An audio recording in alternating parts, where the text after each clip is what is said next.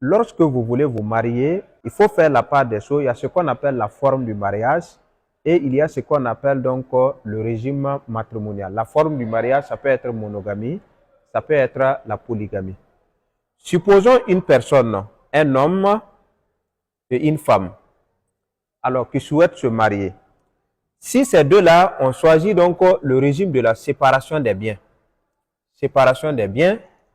cela veut dire que H, qui est l'homme qui a parcelle, argent en banque, champ, voiture, et F, qui a parcelle, voiture, il a une société, une moto et bien d'autres, chacun est propriétaire donc de son bien à partir de la célébration du mariage et après le mariage.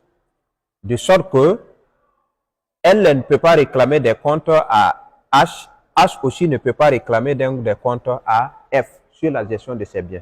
Cependant, vous deux, vous devrez donc contribuer aux charges du ménage. Les charges du ménage, là, vous devrez contribuer aux charges du ménage en fonction de vos revenus. Donc, s'il y a une facture de 5 000 francs, chacun va contribuer donc en fonction donc de ses capacités financières. Mais attention, supposons que la parcelle qui est là, H et F ont décidé que ça va être le logement familial.